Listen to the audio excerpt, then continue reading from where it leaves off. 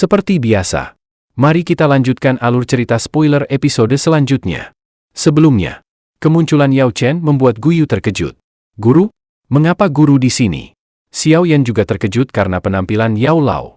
Kamu telah tinggal di wilayah gurun kuno terlalu lama dan aku sedikit khawatir. Oleh karena itu, aku menemukan waktu untuk bergegas. Tanpa diduga, aku telah menemukan kamu dalam situasi ini. Yao Lao berdiri di depan Xiao Yan. Dia tersenyum samar sebelum matanya menyapu. Kekuatanmu telah meningkat dalam beberapa bulan yang singkat. Kamu benar-benar melampaui harapanku. Kemudian, mata Yao Lao sekali lagi menatap Guyu. Menindas anggota generasi muda tidak memamerkan kemampuanmu. Mengapa kita berdua tidak bertarung? Apa yang kamu katakan? Wajah Guyu berkedut. Baik dia dan Yao Lao sama-sama Ban Sheng. Yao Chen, kamu seharusnya tidak bertindak arogan di depanku. Para ahli dalam klan Hunku bukanlah sesuatu yang dapat dibandingkan dengan paviliun bintang jatuhmu. Apa yang dapat kamu lakukan jika aku yang lama memanggil hantu tua dari klanku? Klan Gu kami tidak takut jika kamu ingin bertarung dalam hal jumlah. Kata-kata Guyu baru saja terdengar ketika kelompok Sun Er dengan cepat terbang dan muncul di belakang Yao Chen. Sun Er segera mengepalkan tangannya. Sebuah gulungan ruang muncul di dalamnya sebelum dengan cepat hancur. Setelah itu, retak ruang muncul dan sosok tua perlahan melangkah keluar. Tidak disangka, tempat ini begitu hidup. Tetua Tong Xuan? Xiao Yan sedikit terkejut ketika melihat sosok ini. Xiao Yan, kita bertemu lagi. Tetua Tong Xuan tersenyum. Matanya cepat menyapu tubuh Xiao Yan dan beberapa kejutan melintas di sana. Itu lama kemudian sebelum dia berbalik ke arah Yao Lao di sampingnya. Ini pasti Yao Zunzhe. Orang yang namanya mengguncang dataran tengah saat itu, kan? Saat ini, sepertinya lebih cocok untuk memanggilmu Yao Sheng. Yao Lao hanya menangkupkan tangannya ketika mendengar suara tawa Tong Xuan. Sementara itu, Gu Qingyang, yang menunggu tetua Tong Xuan selesai berbicara. Dia segera meringkas dengan lembut kejadian yang telah terjadi. Klan Hun menjadi lebih arogan. Tong Xuan merajut alisnya. Menatap Guyu dengan mata yang agak tidak ramah. Ekspresi Guyu menjadi sedikit tidak wajar setelah dilihat oleh Tong Xuan dan Yao Lao. Pada saat yang sama, Hun Yu dan anggota klan Hun lainnya terbang ke arahnya. Tetua Guyu, apakah kita perlu memanggil ahli lain dari klan? Mata Guyu melintas dan bertanya, sudahkah kamu melihat hati bodhisattva? Hah? Hun Yu terkejut dan menggelengkan kepalanya. Kalau begitu, mari pergi. Para anggota klan Gu juga ada di sini. Jika kita memanggil ahli lain, mereka juga akan melakukan hal yang sama. Guyu menjawab lemah. Setelah itu, mata Guyu sejenak berayun ke arah Xiao Yan dan Yao Lao sebelum dia berbalik dan memimpin untuk bergegas keluar dari wilayah gurun kuno. Sementara itu, kelompok dari suku iblis Phoenix Surgawi tidak berani tetap tinggal setelah melihat kelompok Hun Yu pergi dengan cara yang putus asa. Mereka buru-buru mengikuti di belakang. Xiao Yan merasa sedikit menyesal saat melihat orang-orang itu melarikan diri. Sayang sekali. Kita tidak menyebabkan aula jiwa menderita kerugian selain melukai Guyu. Kamu sudah cukup luar biasa untuk melukai seorang elit Ban Sheng. Yao Lao tertawa. Tidak ada yang bisa kita lakukan jika mereka ingin pergi. Klan Hun terlalu kuat. Saudara Yao Chen benar. Klan Hun misterius dan tak terduga. Mampu nakuti mereka bukanlah akhir yang buruk. Tong Xuan di samping tertawa dalam persetujuan. Kemudian, dia melirik semua orang dan menyuarakan pikirannya. Namun, karena masalah pohon kuno bodhisattva telah berakhir, kami harus bergegas kembali ke alam Gu. Keengganan melintas di mata Sun Er. Namun, dia juga mengerti bahwa orang-orang tua dari klan itu khawatir membiarkannya tinggal di dunia luar sebelum dia mencapai level Dou Sheng. Ini sudah sangat terlambat. Kami harus bergerak. Mari bertemu kembali. Tong Xuan menangkupkan tangannya ke arah Yao Lao. Setelah itu, dia melambaikan lengan bajunya. Kekuatan ruang menyebar dan melilit kelompok Sun Er. Setelah itu, mereka dengan cepat menghilang. Xiao Yan menghela nafas sambil merasa tersesat saat menyaksikan kelompok Sun Er menghilang. Beberapa saat kemudian, dia memimpin semua orang untuk kembali ke paviliun bintang jatuh. Setengah bulan telah berlalu setelah kelompok Xiao Yan kembali dari wilayah gurun kuno. Selama setengah bulan ini pula, Yao Lao telah menghilang sebelum akhirnya muncul kembali di hadapan Xiao Yan dengan membawa sebuah kotak giok. Ini, pil bodhisattva? Xiao Yan sejenak menatap kotak giok sebelum tiba-tiba bertanya. Betul. Yao Lao tersenyum dan mengangguk.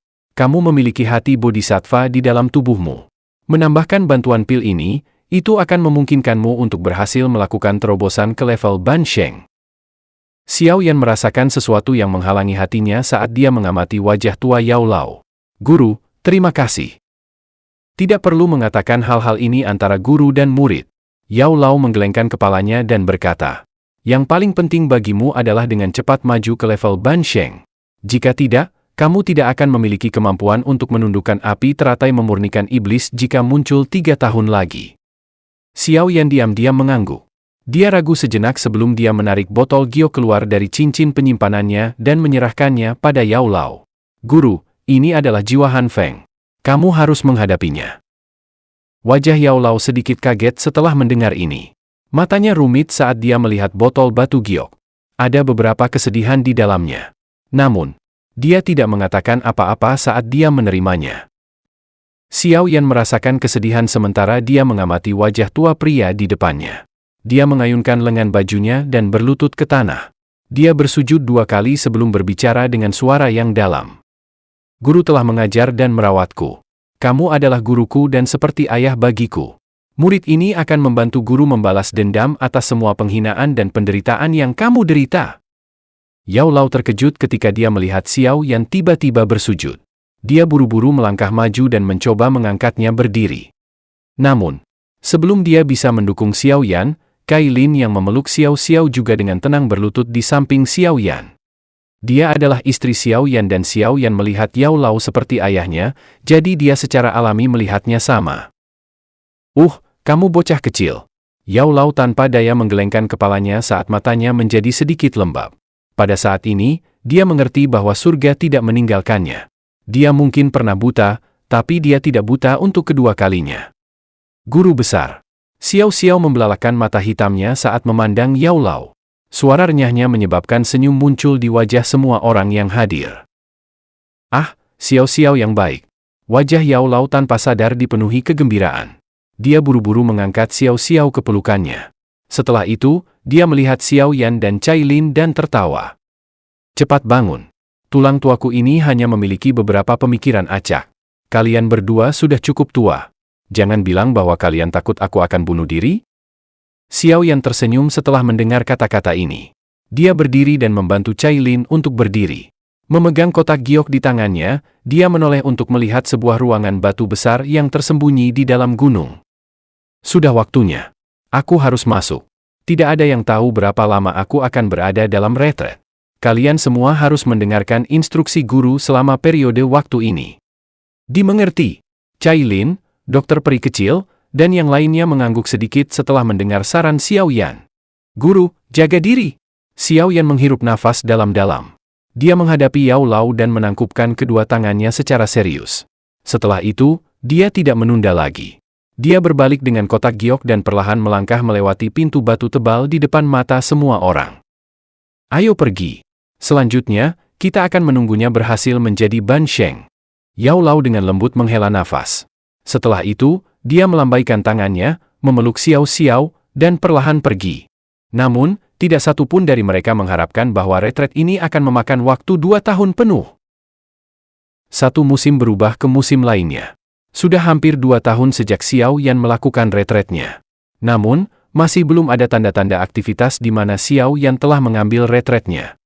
Yao Lao mempelajari pintu batu besar yang diolesi lumut dari jarak yang cukup dekat. Itu lama kemudian, sebelum dia menghela nafas pelan. Bocah kecil. Retretmu ini benar-benar mengkhawatirkan orang lain. Yao Lao. Sinar cahaya tiba-tiba bergegas dari kejauhan sementara Yao Lao menghela nafas. Sosok cantik Cai Lin muncul di belakang Yao Lao. Selama 2 tahun ini, kekuatan Cai Lin telah meningkat dari Douzun bintang 5 ke Douzun puncak. Apakah ada yang salah? Yao Lao menoleh setelah melihat Cai Lin muncul. Dia bertanya dengan heran. Mata cantik Cai Lin menyapu pintu batu di kejauhan. Matanya meredup saat dia mengeluarkan kartu merah darah yang diberikan aliansi sungai mendalam. Ketika Yao Lao menerima dan membukanya, hanya tulisan 3 kata besar berwarna merah gelap yaitu, deklarasi untuk perang? Mereka benar-benar mengambil inisiatif untuk menuju paviliun bintang jatuh? Sombong sekali. Tampaknya iblis tua Tianming tidak bisa lagi menolak untuk tidak campur tangan. Keluarkan perintah untuk memanggil semua tetua yang tidak sibuk. Perintahkan mereka untuk menjaga kota-kota utama. Berjaga-jaga terhadap serangan diam-diam aliansi Sungai Mendalam. Dimengerti. Kailin sedikit mengangguk. Dia sudah mengeluarkan semua perintah ini ketika dia menerima kartu tantangan. Kemudian, mata Cailin tidak bisa menahan diri untuk tidak melihat pintu batu yang tertutup rapat. Dia dengan lembut bertanya, apakah masih belum ada aktivitas darinya? Yao Lao sedikit terkejut dan mengangguk. Tidak perlu khawatir. Tidak ada yang akan terjadi padanya. Menurut dugaanku, dia akan segera berhasil keluar dari retretnya. Cailin tertawa pahit. Dia telah mendengar kata-kata ini cukup banyak selama 2 tahun ini. Ayo pergi. Masih banyak hal yang perlu kita lakukan untuk mempersiapkannya. Aliansi Sungai Mendalam telah datang dengan niat jahat. Yao Lao melambaikan tangannya. Setelah itu, dia berbalik dan perlahan pergi. Namun, tidak ada yang merasakan lumut di pintu batu besar bergetar segera setelah mereka berdua pergi. Sebuah garis kecil tiba-tiba muncul di pintu batu. Waktu berlalu dengan cepat. Hari yang dinyatakan pada kartu tantangan perlahan-lahan tiba. Di sebuah gunung yang sangat tinggi, di mana aula utama paviliun bintang jatuh berada. Pada saat ini, banyak orang berdiri di sana. Yao Lao berdiri dengan tangan di belakangnya di tengah alun-alun. Matanya tenang. Cailin, dokter peri kecil, Qing Lin dan beberapa tetua tamu berdiri di belakangnya.